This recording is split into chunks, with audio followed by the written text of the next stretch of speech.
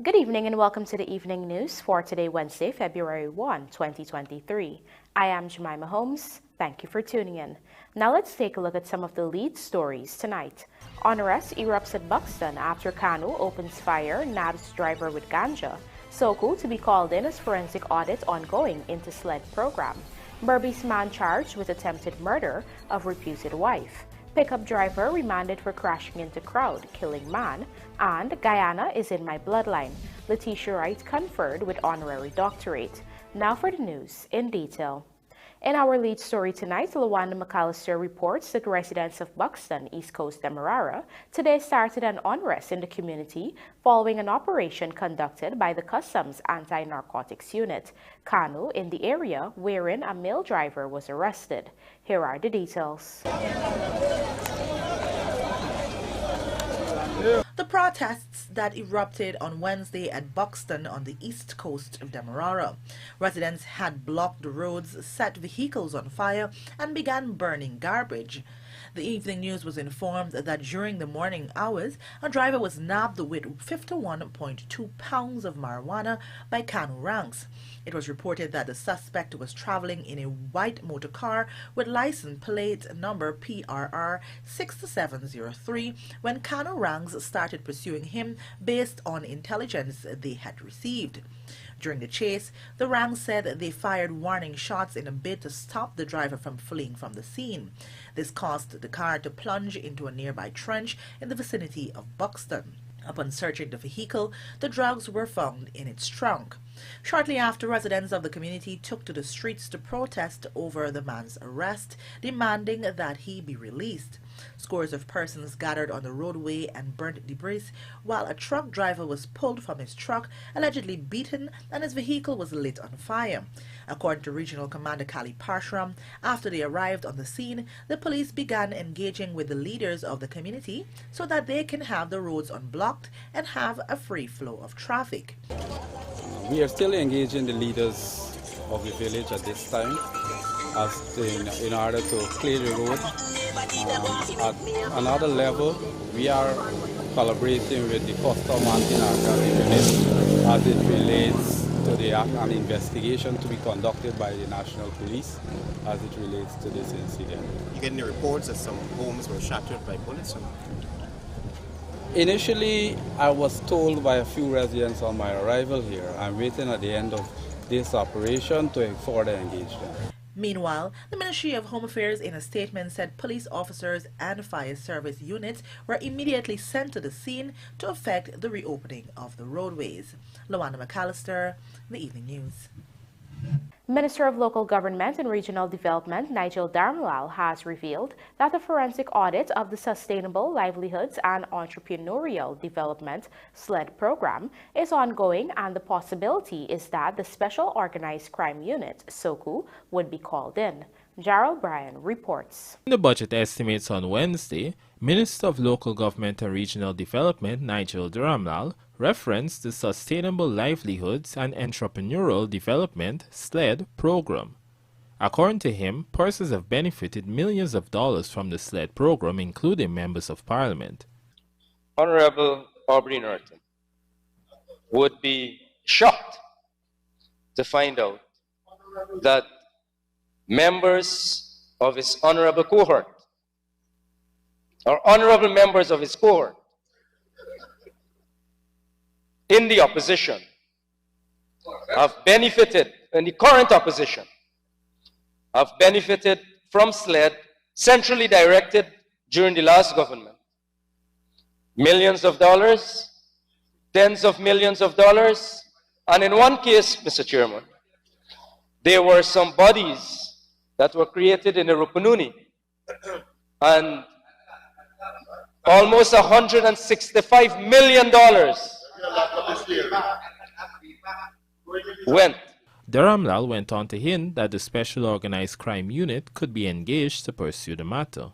I can assure you, Mr. Chairman, when the audit is fully complete,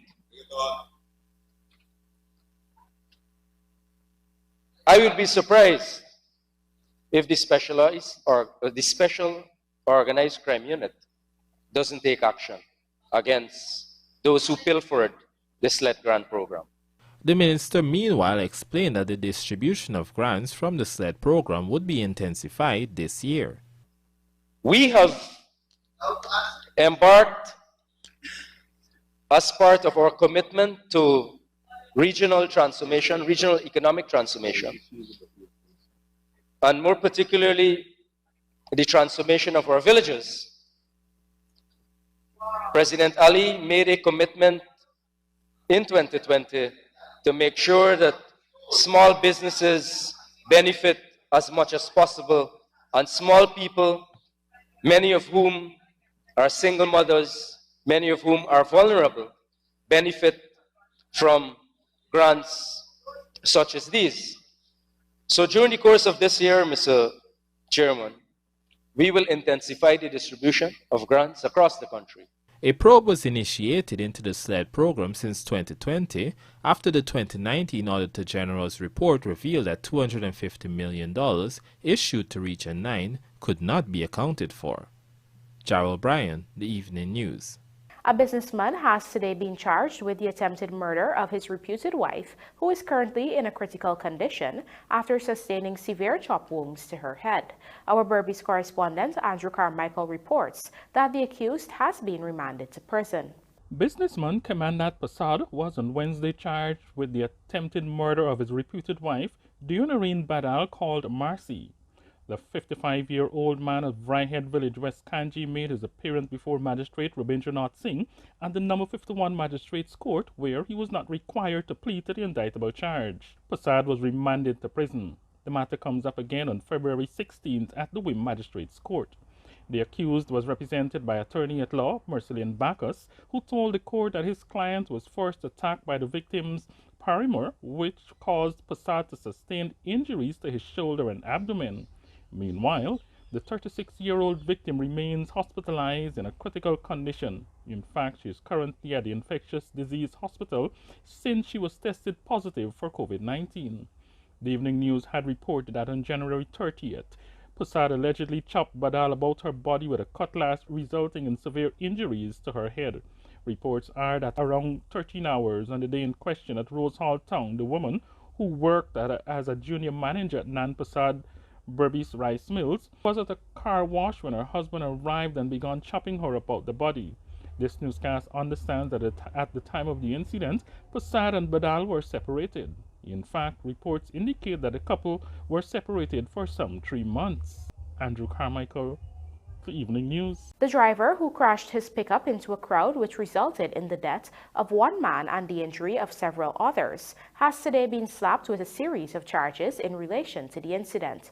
Our BERBICE correspondent Andrew Carmichael joins us again with the details. 36-year-old Shazad Sattar, who is the Chief Executive Officer of NNS Engineering and Contracting Services, was on Wednesday slapped with a series of charges in relation to the fatal accident which led to the death of a 50-year-old man, Sumdat Indal. The man, who resides at Glasgow Housing Scheme East Bank, BERBICE, appeared at a Reliance Magistrates Court where 4 charges were read to him. He was charged with the offense of causing death by dangerous driving, for which he was not required to plead. Sattar faced 3 other charges: failing to render assistance to an injured person, failing to stop after an accident, and failing to report an accident.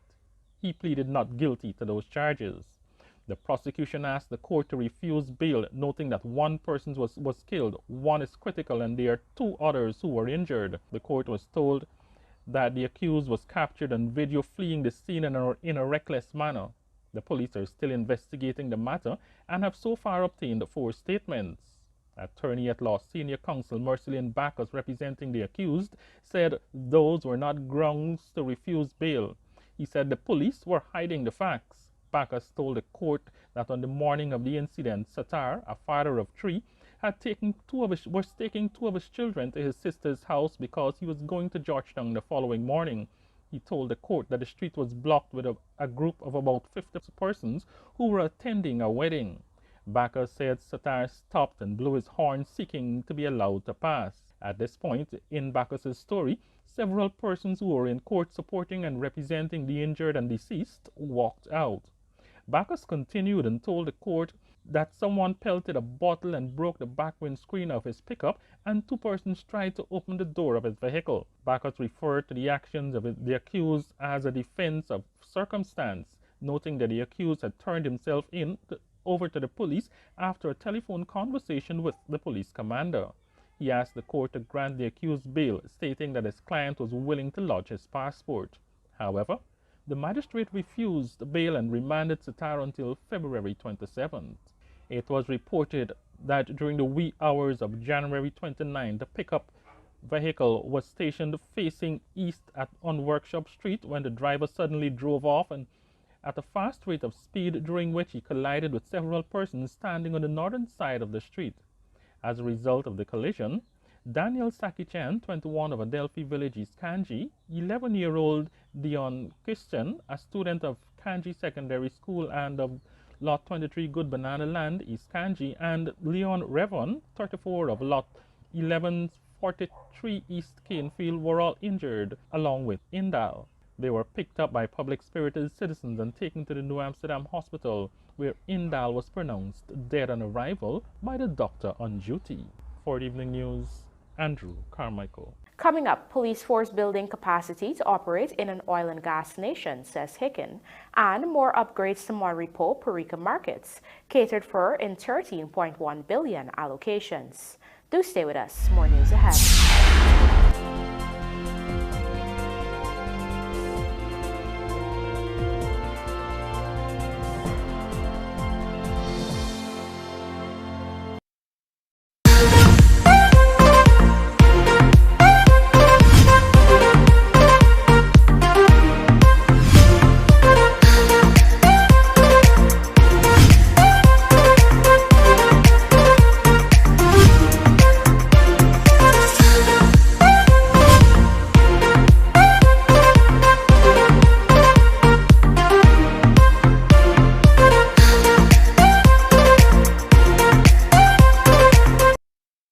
It was a long car ride home, and Kyla started to crave the all-natural Ripples Crunch. Ah yes, that was all she could think about.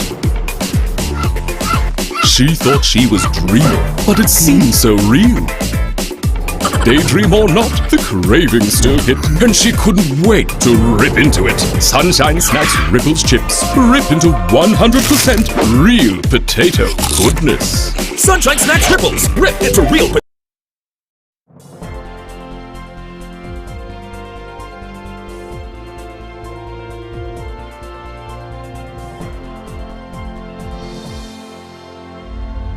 Welcome back. You're watching the Evening News. Guyana's third floating production, storage and offloading FPSO vessel, the Prosperity, was officially dedicated by First Lady Mrs. Arya Ali and company officials on Wednesday at a ceremony at the Keppel shipyard in Singapore. The naming and dedication ceremony marked the final stage for the Prosperity as it readies to set sail for Guyana, where it will arrive some 2 months after departure. The First Lady has said this third vessel signals the potential for more local content growth, more opportunities for businesses, and jobs for individuals. This, she noted, ultimately means increased revenues for Guyana, which will go towards helping the country achieve many of the goals outlined in the National Development Strategy. Dutch provider of FPSOs SMB Offshore was responsible for construction of this oil vessel, which will work on ExxonMobil's Payara development, located roughly 200 kilometers offshore Guyana. The Payara project will target an estimated resource base of about 600 million oil equivalent barrels. The project startup is expected later this year.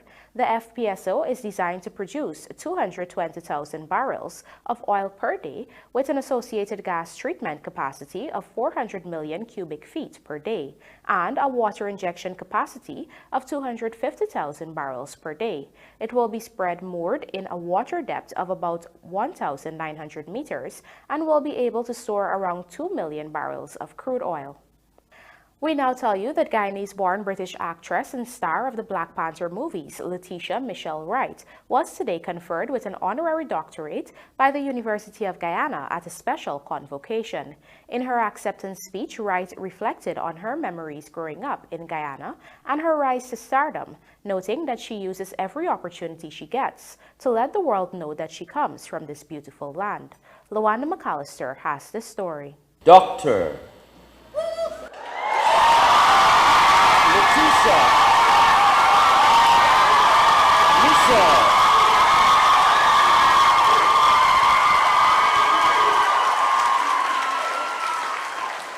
so that you don't miss this historic moment, Dr. LETITIA Michelle Wright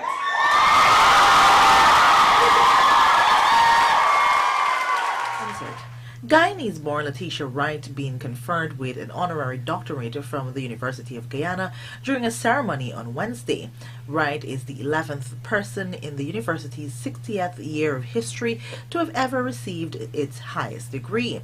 Delivering remarks, Vice-Chancellor Professor Paloma Mohammed Martin said she hopes that Wright's accomplishments will bring hope to many Guyanese. Gifts we must support, recognize, and honor much more. And this morning is the smallest thing that we could do, not only to honor you, but all of those that you represent.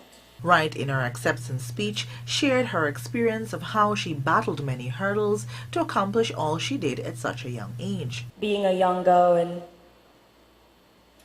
and practicing my art when no one could see. Going to the UK and not having enough to go on holiday or do the other things that the kids did, but I stayed with a little laptop in my room and watched movies. And I would print off the scenes and I would practice them in my room and no one would see. No one would see me practicing my American accent or my African accent or just looking myself in the mirror, believing that I could do it. Making myself vision boards that sometimes I would rip up when life would knock me down or knock my family down. You would not believe the obstacles we have overcome to even be here. It was not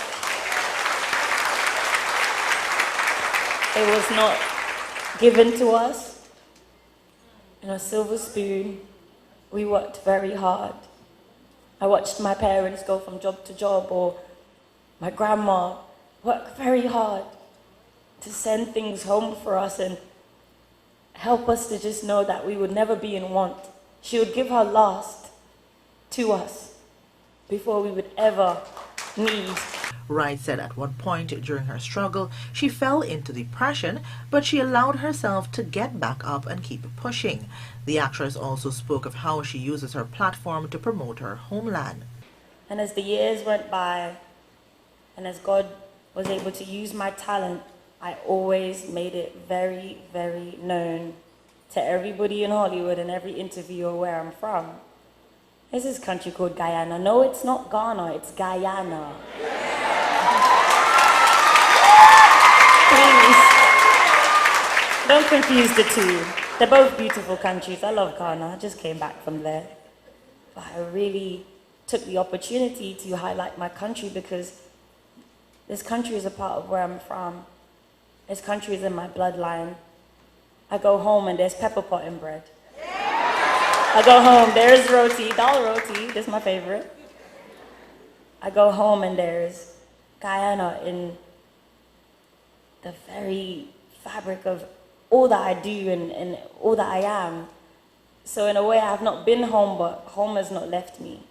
Meanwhile, in addition to receiving her doctorate certificate and being draped in the honorary doctoral robe, Wright was adorned during the proceedings with words of encouragement and gifts from students and staff of the university. Lawanda McAllister for the Evening News. Acting Commissioner of Police Clifton Hicken has pointed out that, like the rest of the country, the Guyana Police Force must similarly undergo changes to build its capacities to operate in an oil and gas nation. Find out more in this Vanu Manikchand report.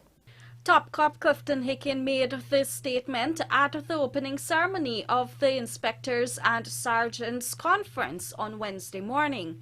The three-day conference is being held under the theme, Developing Middle Management for Greater Efficiency Through Strategic Partnership, Accountability and Performance. According to the Police Commissioner, the Guyana Police Force cannot be stagnant in the face of the unprecedented changes that is taking place in the country. We are developing capacity as a nation through the oil and gas. We have to be integrally involved in the developmental process. And so we are currently working out where we're going to relocate, reposition, rebuild, establish new police stations and outposts, so we can adequately fight crime, looking at the frontiers that are going to be joined and the new villages that are going to be opened.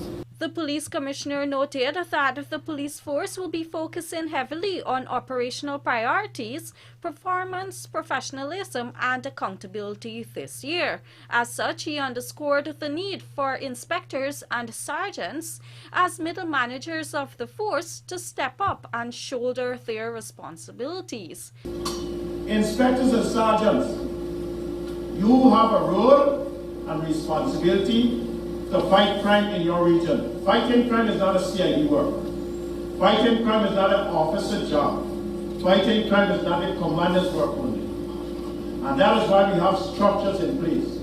And so let me just make it simple for you. This conference, we're going to have value for money. And we're going to work harder than we ever worked before. We're going to transform you in these 4 days.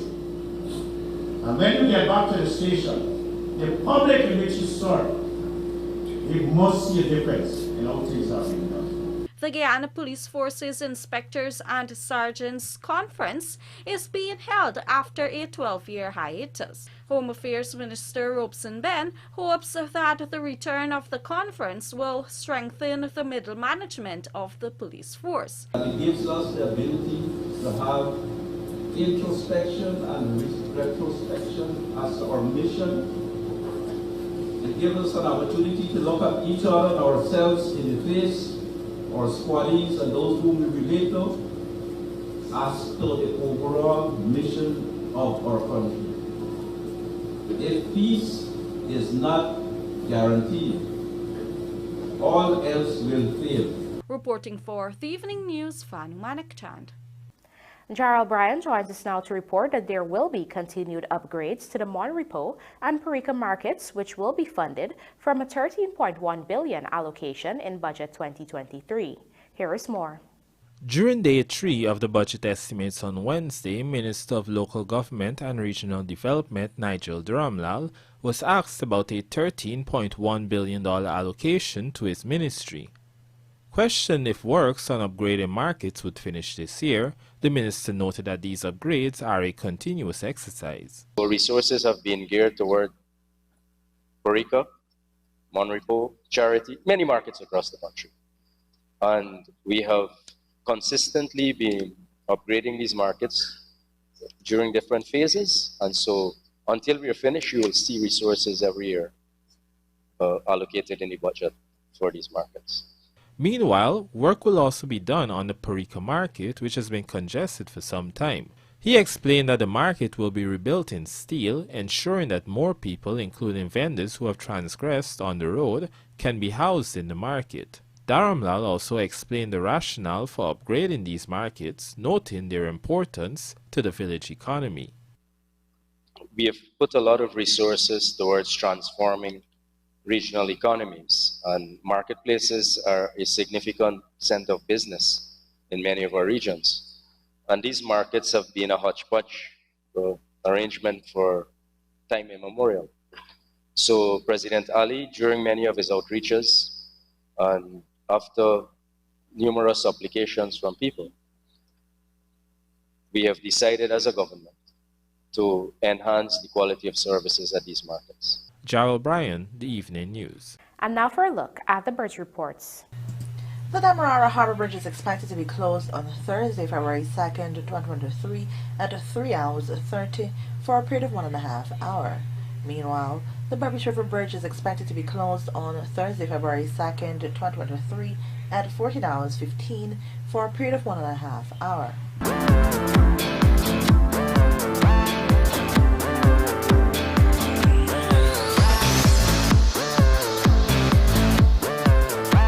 GDF resources to be utilized for Sport Academy this year, says Ramson Jr., and Nandu stands tall for Guyana Harpy Eagles. Details of these stories in the Sportcast, sponsored by MacCorp, coming up on the other side of the break.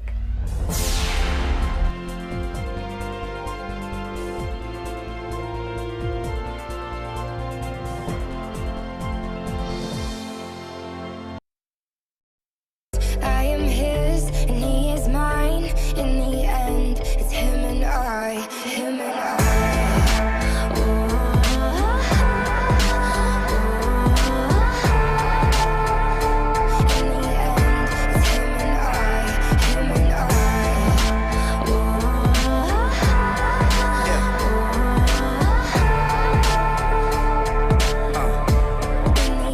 John Lewis Styles, simply different. Yeah, ready? We are short so far. Look along, me tell you, buy one generator. Now the picnic online test and blackout come and cut off everything. Sorry, son. Radhika, we go tomorrow. We go now. At Sylvie's, we stock products from more than 22 different sectors in mining, construction, food processing, vulcanizing, home improvements, and more. Are you getting generator? So this is a 3000 better star generator. This will work your lights, your fan, your TV, and your fridge. Well, Abby can buy one for Abby and Yes. Abby can buy one for Mommy too. Yeah, and mommy could even key start it, cause all you have to do is hook up the battery and Visit us today at 31 High and Hatfield Street, where our friendly and knowledgeable team members are willing to assist you. You can also call us on 227-6243 or WhatsApp us on 623-7755 and drop by our website at www.sylviesonline.com. Abby go buy one doll pouring mill, one plucking machine, one pressure washing machine, one juice dispenser, one engine, one pepper grinding machine, one water pump, one sugar cane juicer, circle sir. We gotta get alright then food warmer. We gotta get. What are you looking at? Looking to bring your dream home to reality, or simply taking on a home improvement project? Then National Hardware Limited is where you should start. Let us put that touch to your home.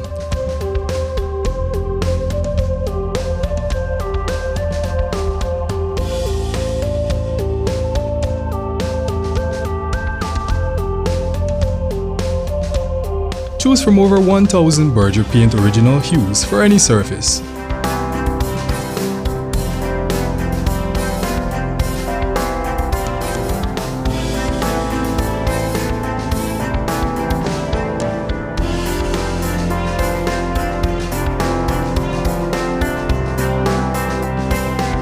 We are known for our trusted brands such as Westinghouse, Philips, Sadco, Rubbermaid, Pyrex, Gibson Home, and so much more.